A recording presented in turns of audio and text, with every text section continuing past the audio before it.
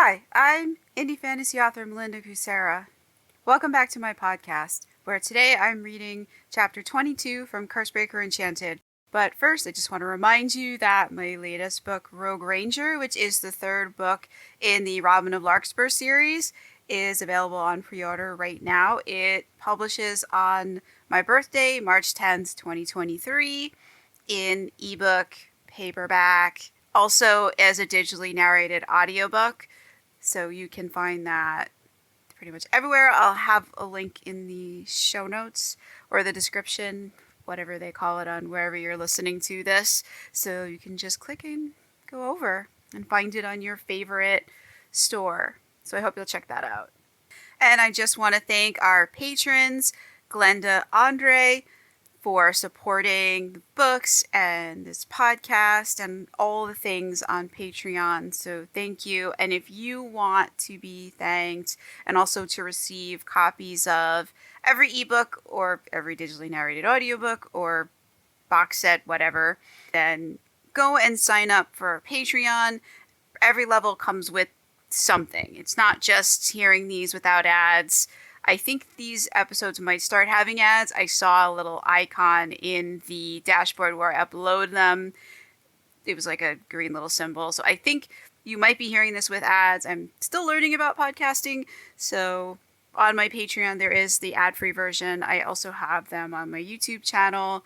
So hopefully you're enjoying this. And now I'm going to jump back into my first book, which is also one of my favorites.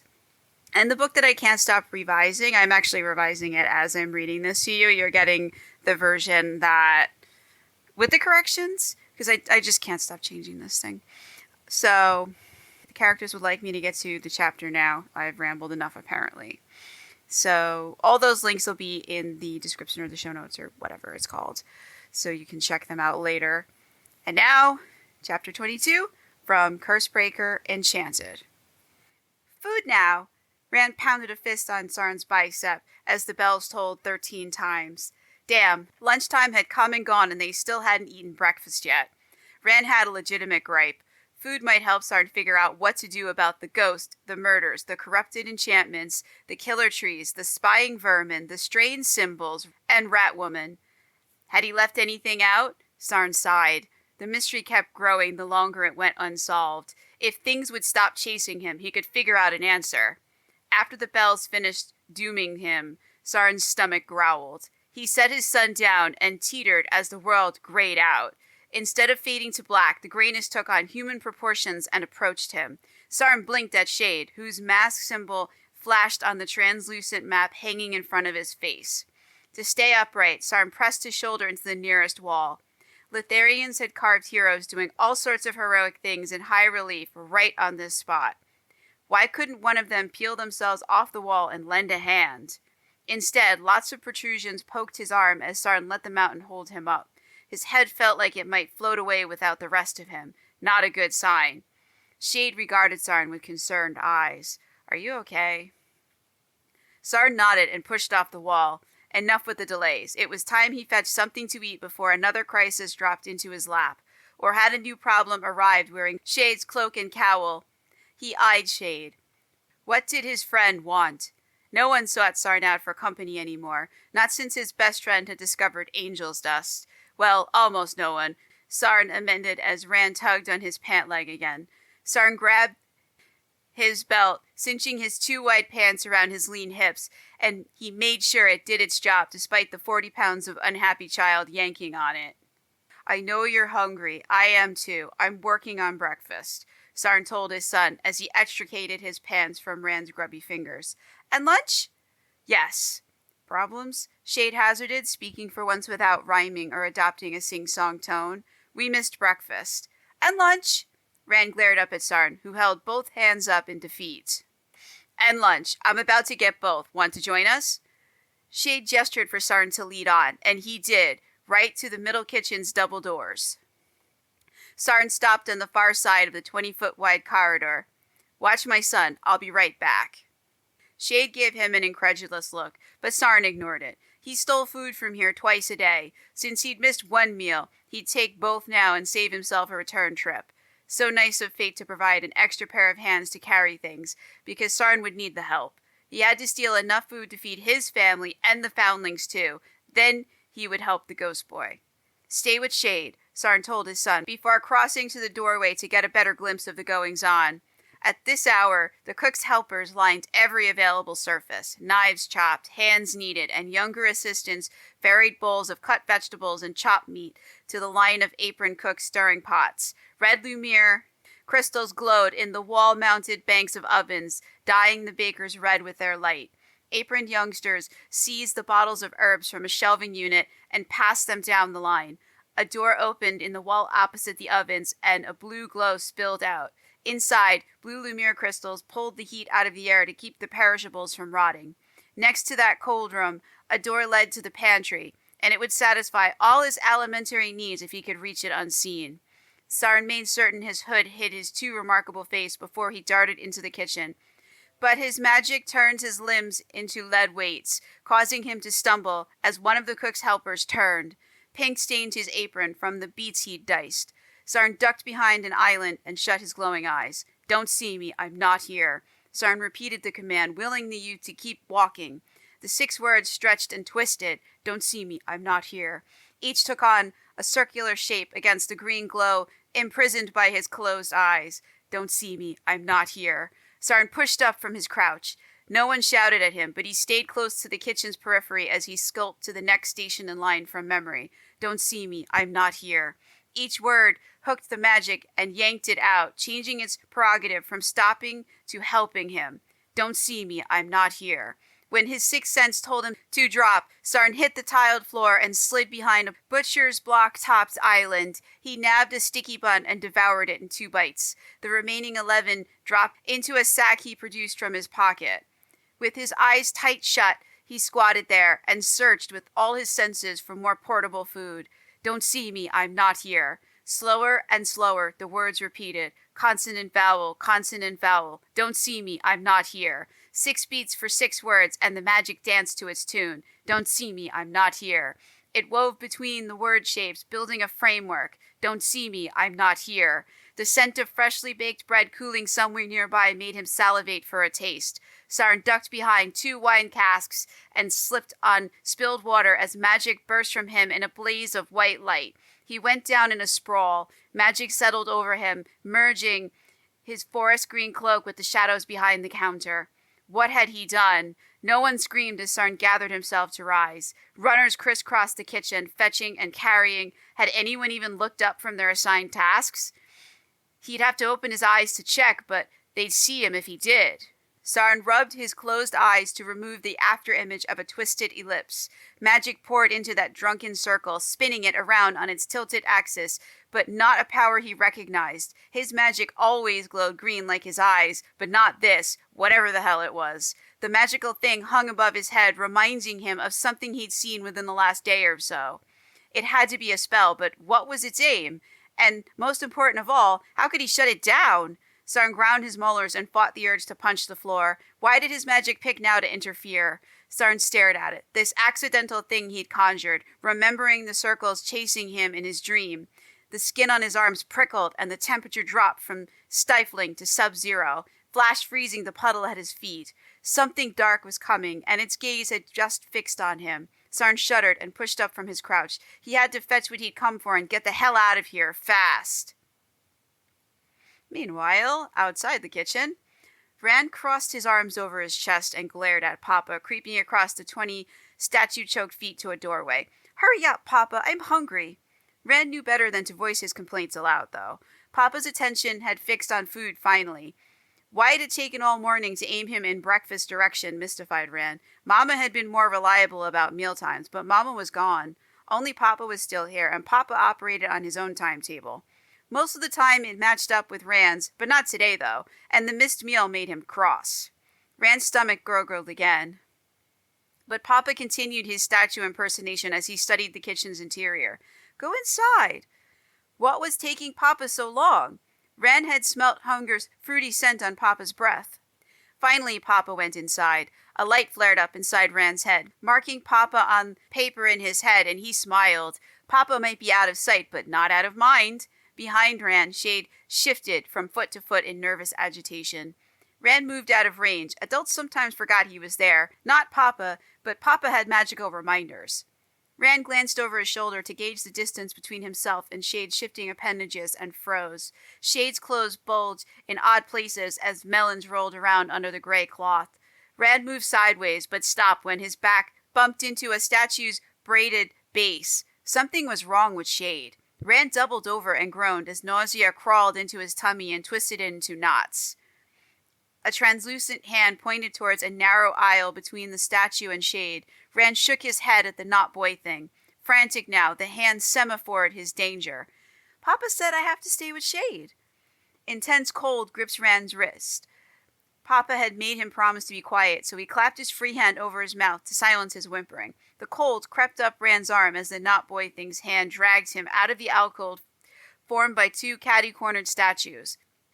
Their Lumiere crystal eyes scowled at Rand for disobeying Papa, but a disembodied hand yanked Rand into the corridor and let go when they'd reached the middle. By then, its touch had numbed Rand's entire right arm. Tears stung his eyes as feeling tingled back into his fingers. White light exploded from the kitchen, blinding Rand. Shade screamed, and a breeze rustled Rand's clothes. Rand rubbed his eyes, then searched the corridor for Shade and the floating hand, but he only saw gathering shadows. They extruded, whipping shadows. Rand backpedaled. If he stayed here, a shadow monster would eat him. Scary things always fled from Papa and his magic. Rand darted through the door toward the beckoning after images left by the light show. He wound around giant slabs, slipped through a forest of legs, and tripped a rotund fellow by accident. As Rand scrambled, heart in mouth, he shivered from fear and cold. Where was Papa? Rand popped up beside Sarn, startling him. Why is it so cold in here? I told you to stay with Shade. I got scared. Then I saw a bright light. Sarn put an arm around his shaking son. Shh! You must whisper. Sarn felt eyes boring into him from the corner as he pulled Rand behind a cart draped in white cloth. A broom leaned against the stone wall, and two beady eyes peered around its bristles. Just a rat, thank fate. The sight slowed the rapid beating of his heart. Did anyone see you? Rand shook his head and bumped a sore rib. What made the light? It hurt. Where are you hurt? Sarn checked his son, who looked at everything and everyone. The boy seemed fine, though Rand's right arm was chilled. Sarn rubbed his hands over the affected area and held on to his son until the boy stopped shivering. What's the hanging thing for? Rand pointed at a rod suspended from the ceiling with dangling hooks. A fly buzzed past them, turning tight circles around their reflection in a copper pot until Sarn swatted it away. It's where they hang pots and pans. The unnatural interest the fly and rat had taken in them discomfited Sarn. He still didn't know whose side Ratwoman was on. And what's that? Rand pointed at the luminous ellipse revolving over their heads. A spell, maybe. I don't know. A rat darted out from under a nearby counter. Sarn yanked his cloak aside before it could snag a ride and stomped his foot, missing the vile creature. What's a spell? It's something mages do in the old tales, but not him. This was a fluke, and it was drawing too much attention.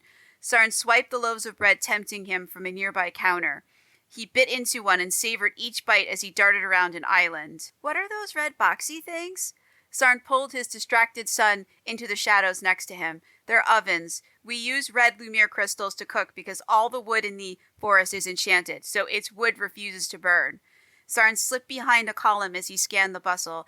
He kept a hand on his son's shoulder, ensuring Rand moved when he did. A dark blur followed them. It was that damned rat. Its gaze never wavered as it staggered on two legs after them. Something about it raised Sarn's hackles. Was it one of Ratwoman's minions? Whose side was she on?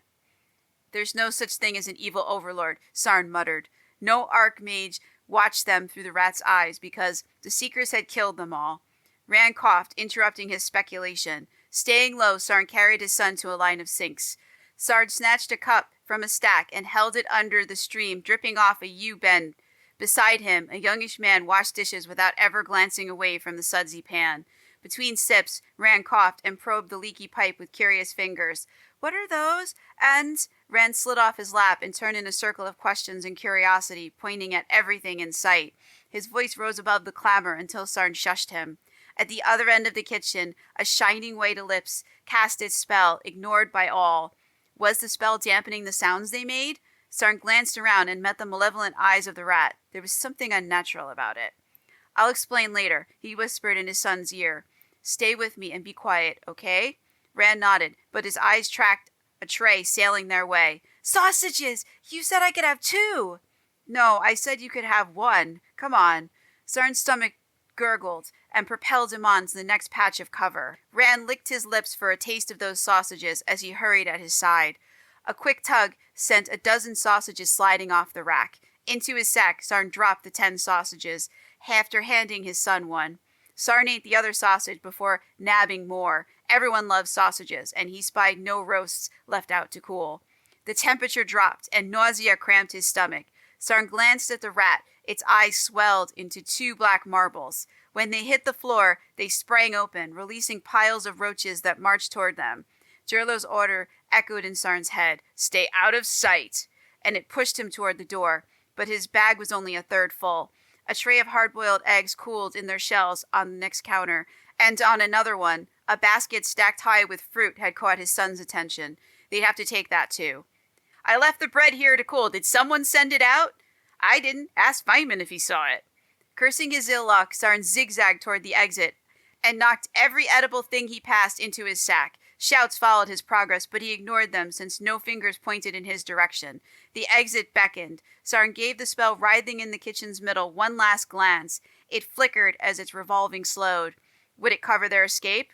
Jurlo's orders wouldn't allow him to risk it. They weighed Sarn down, keeping him low and under cover while he scanned the corridor. When he sensed a gap in the passers-by, he shot through the exit, towing his son. But Shade had disappeared. Sarn bit off a curse. He left his friend right next to that centaur statue, but there were only shadows there now. Shade left. Dew sprayed as Rand bit into a miniature all-fruit. I know, but I hoped they'd come back. Sarn turned away. Anger burned in his belly. His friend would pay for this. Behind them, the clamor of pots diminished as glass shards tinkled in the quiet that fell. White light exploded out of the kitchen and slammed into Sarn. He leaned into the marble centaur, gleaming eye to disapproving one, as his body reabsorbed a magic he shouldn't possess. Sarn struggled to stand upright. Power crackled in the air around him, making his hair and his son's hair stand on end. Rand turned wide eyes on him and opened his mouth to ask if he was okay. Sarn nodded and bent to pick up the sack he dropped. Lightning crawled across his knuckles, mapping the back of his hand, and he bit off a curse as he swung their lunch over his shoulder. Unincorporated magic bounced around his muscles, making them twitch. At least there was no sign of the rat or whatever it was becoming, but the corridor wouldn't stay clear for long. Come on, we have to go. Sarn hurried his son down the corridor, taking the first turning he passed. Footsteps resounded as 2 men pelted toward the kitchen. Sarn stuffed his haul behind a statue of a winged creature and flattened himself against the wall. After a beat, he peered between the sculpture's legs and caught a flash of blue when 2 more guards ran past his hiding spot. Rand tried to peer around him. Are we in trouble? Not if we get out of here fast. Another set of guards flashed past the mouth of the tunnel. 6 guards were 4 too many. Something valuable must have gone missing. Not by his hand. This was another mystery, but one he would consider later when he was not on the verge of being discovered red-handed. What were they looking for? Rand stood on tiptoe and peeked over the statue's base. Well, they're not looking for bread and sausages, that's for sure. Rand elbowed his thigh. You said I could have 2. No, I didn't.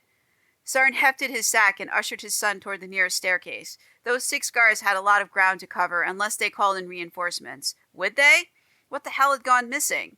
Sarn glanced at his son, but he sensed only the slingshot and the metal balls in Rand's bulging pockets. Besides, the countertops had been well out of his son's reach. The need to know what this was all about, word with the desire to slip away unseen. Too many odd things had happened in the last couple of days, more than was normal in his chaotic life. Was this a new mystery, or an additional dimension to the ones he still needed to solve? The question pursued Sarn as he hooked a left at a T intersection, but no answer came as he led his son through the warren of rarely used tunnels. Footsteps echoed out of sync with his and his son's as they ducked down another ornate corridor. Someone was following them. Had the guards begun their search already? Dust choked this tunnel, and they sneezed as they wended around statues poised for flight. Sarn shook that errant thought away. The statues weren't Extinct mythological creatures turned to stone by some magical calamity. Hunger was skewing his reasoning towards fantasy. Ahead, a dark void resolved into a staircase. As Sarn neared it, the glow of his eyes sparred with the shadows concealing it. Rand stopped at the first step. I can't carry you and the food, too. Sarn hefted the sack a little higher on his shoulder so it could dig into a new spot. Nolo might be right about him being too lean. He had broad shoulders, but they could use a layer of padding. As Rand gave him a forlorn look, Sarn felt a hand touch his back and slide up it. Magic lashed out, shoving that hand away as revulsion pushed Sarn to take 2 steps forward. Don't touch me. As Sarn pivoted to face his attacker, he clamped a hand on his son's head and yanked Rand behind him. Shade held both hands up in surrender, revealing a livid burn on one of them. Papa doesn't want anyone to touch him. Rand stepped between them, his gaze fixed on Shade as he patted his father's knee. Magic wove around Rand in a protective emerald circle, and it snarled at Shade. What the hell was going on?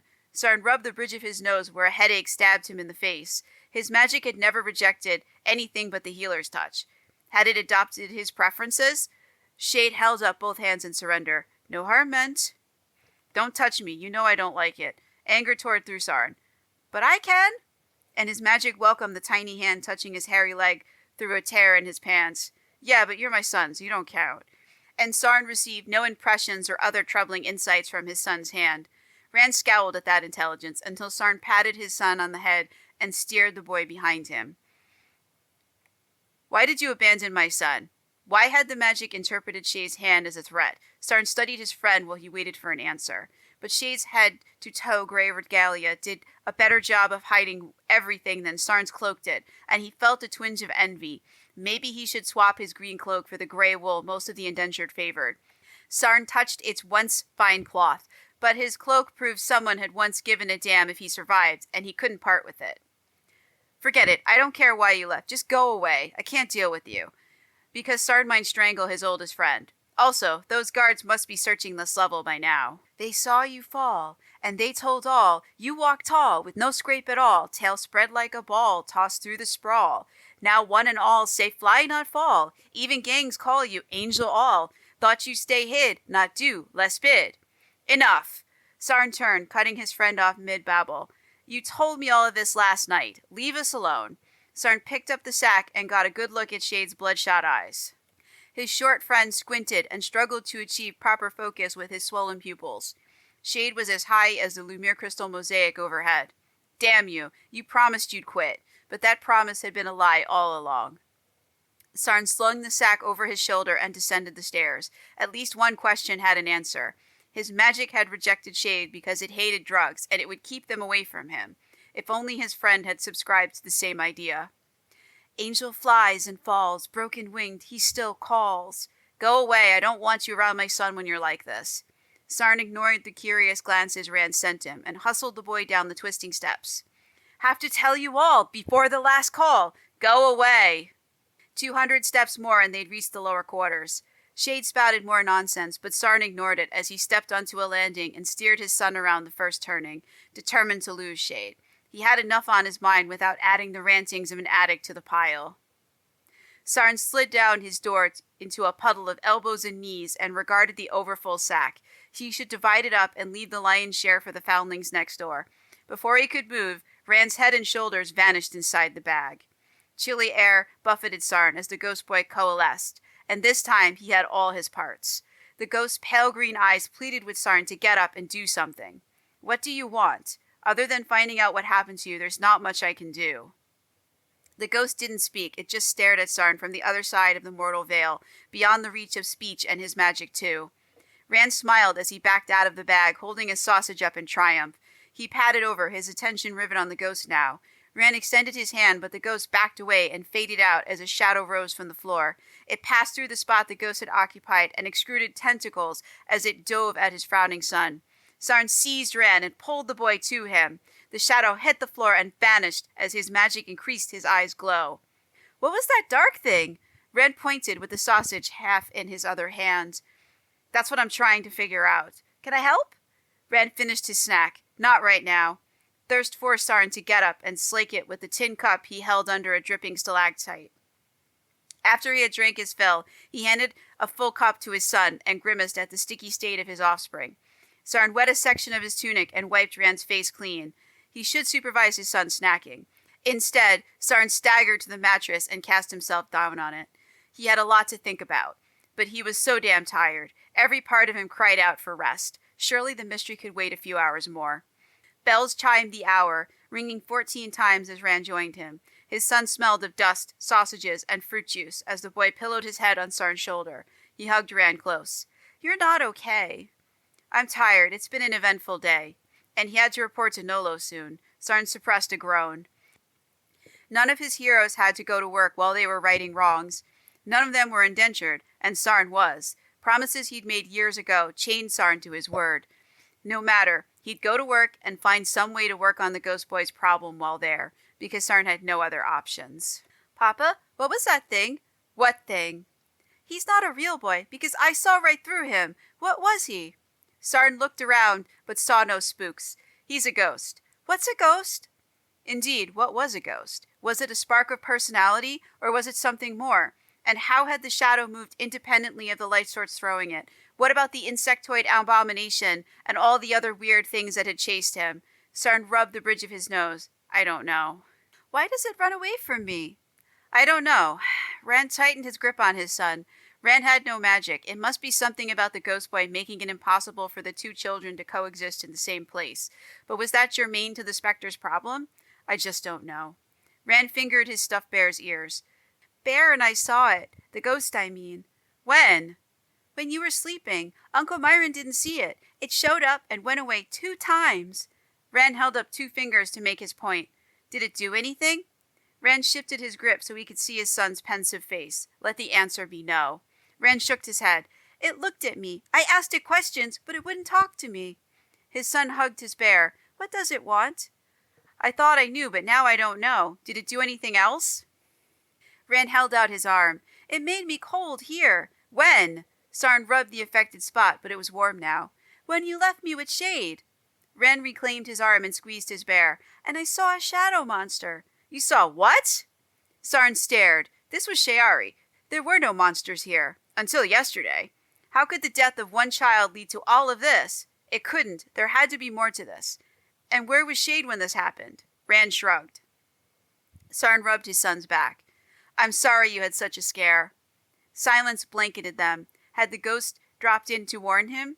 Was his murder only the beginning of something far worse? If only the Spectre could say what it knew, but death had gagged it. Sarn rubbed his eyes. Tears pricked them at the thought of some fiend killing his sweet son. Until he'd untangled this mess, he couldn't discount the possibility. In fact, he couldn't discount anything. Everything was bloody likely. "If the ghost shows up again, you stay away from it, okay?" "What about Bear?" Rand gripped his only toy. "You both hide from it." "Okay, but he's not right." "What do you mean?" Sarn regarded his son. Rand shrugged, unable to explain. But Sarn had felt it too. The ghost was incomplete. Other than a body, what could it be missing? He needed answers, but who could he ask for them?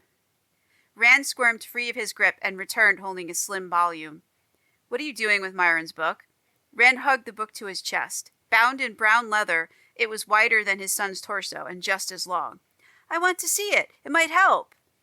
Doubtful, since neither he nor his son could read, but Sarn owned the boy, sending pleading looks his way. "All right, but you have to sit here by me and be careful. Don't tell my brother I let you look at it, okay?" Rand flopped down where indicated, settled Bear so his toy could see, and opened the book. "Be careful with the pages. If you tear or crease them, Myron will know, and we'll both be in trouble." Rand nodded as his fingers slid over the lines in the drawings, memorizing them. Sarn yawned, and sleep beckoned. "No," he told it. He crossed his arms behind his head. After he'd sorted out what he knew, he could figure out where to go from there.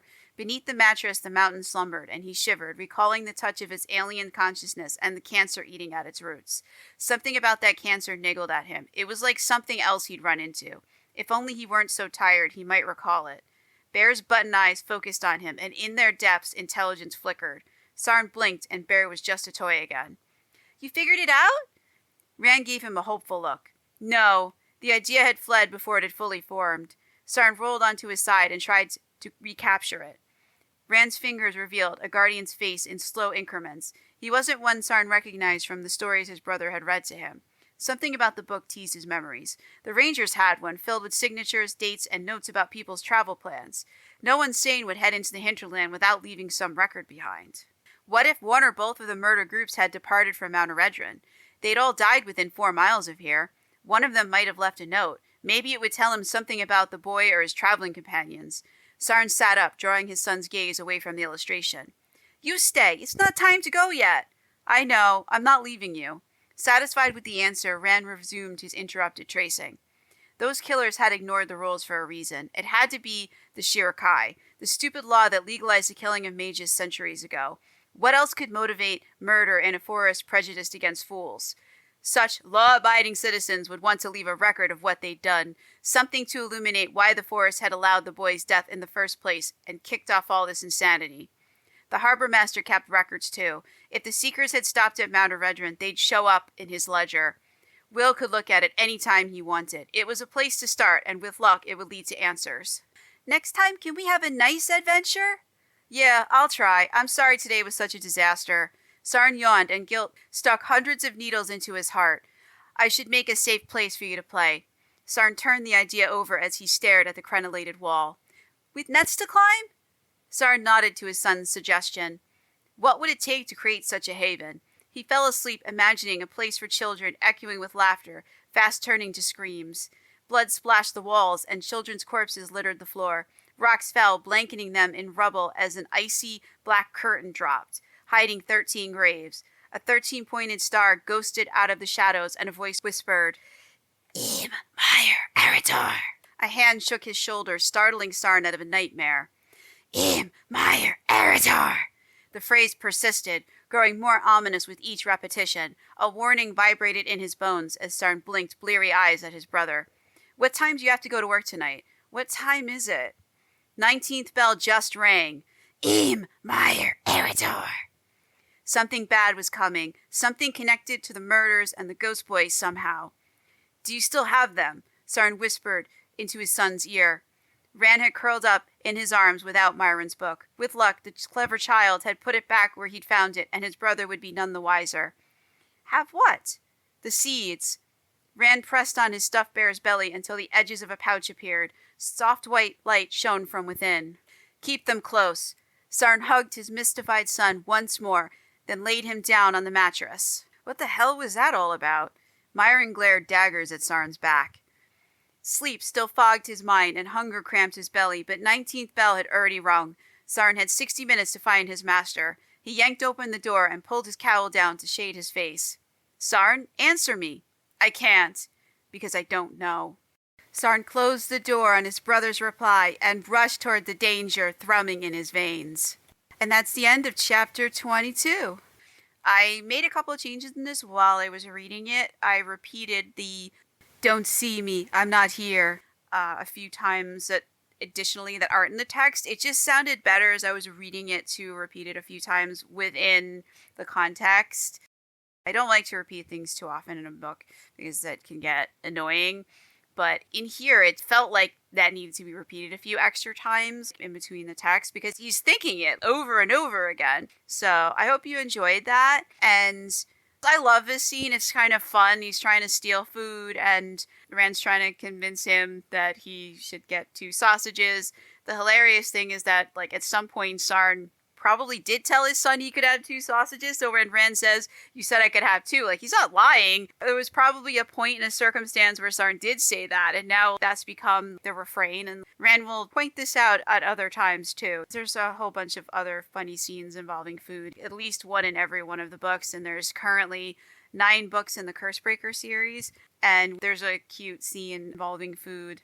It's a little bit more tense than you usually do in the current, I guess, the 10th book of the Curse Breaker series that I'm writing now, which is Shards for His Gift. It was supposed to be a shorter story, but I think the characters only told me that so that I would think that I could write it while writing the Robin of Larkspur book that I wanted to finish at the beginning of this year. I don't think they lied to me. I think they just kind of miscategorized it or exaggerated how short they thought the book would be because it's turning into a full novel, and or maybe that's my fault because I like writing about them, so I let them do their own thing. And there was just a lot of loose ends and emotional and character development arc that I wanted to bring to a close before we did the next major high concept, lots of battle sequences, lots of craziness in Curse Breaker Joust, which was going to be book 10, but is now book 11. It is good to be able to wrap some of that up so that we can focus on a more action-oriented book for that and not have some of these interpersonal things have either resolve them or move them ahead so they're still there, but they're not, like, I hope they're not festering. And I'm being super vague about this because you're listening to book 1, but nobody knows about Rand in book 1. But by book 10, like, that's not the case. And that has created all sorts of problems and things that Sarin is now dealing with. And starting in book 10, he is trying to do everything in his power to keep custody of his son. If you're just joining us for the first time, I don't know how this podcast is showing up in other podcast catchers, like if you're able to start from the beginning or if you're just starting from this point, but Sarin is indentured, and what that means is that he wanted his brother to go to school, but, you know, there's a cost for that. There's no free education in Sheari. So in order for his brother to go to school, somebody has to pay the fee. So he agreed to work in exchange for his brother to go to school. And that made him now indentured. This is Sarin. He is indentured. And indentured people can't own anything. They don't make any money. They can't own anything. Everything they have is given to them by the person who's paying their debt, and he's working for that person. So he can't claim his son because he has no way to pay for any of his son's expenses. And the food and board that he gets is only supposed to be for himself. That's why he started stealing food. There is food that he is allotted because he is indentured, but it's obviously not enough to feed his son, and he likes to help out the orphans that he was living with when he first came to that underground city. So that's why he's stealing. And that creates a lot of issues. And I think that's where we're going to end. So if you want to read ahead or read along or get the next books, you can find Curse Breaker Enchanted on Apple, Kobo, Amazon, Barnes & Noble, all the places you buy ebooks. It's on Drive Through Fiction. I have also got my own little store you can purchase it from. And it's available as an ebook, a paperback. There's a digitally narrated audiobook. And all the sequels are available in all the formats too. And I'll put all the links in the description. And I hope you'll be back next week for chapter 23. So I hope you'll be back. And if you want to support this podcast or the books, because covers and editing can get kind of expensive, you can support us on Patreon, or we have a paid Substack as well. And you can get copies of the ebook. I don't have a merchandise level. I want to do one, but I haven't quite figured out how to do it, because I think that would be cool to send people like the actual paperback book. But I have to figure out how to do all of that because I do work full time and I do a lot of commuting for the job. But right now it's just ebooks are given out as rewards for being a patron or one of our Substack followers. There's different tiers. I don't remember all of them. And also ad-free versions of the podcast. Thank you, and I'll talk to you next week. Have a good one. And again, I'm Melinda Kucsera. I'm an indie fantasy author, and I do this because I love it. So I hope you're doing something that you love too.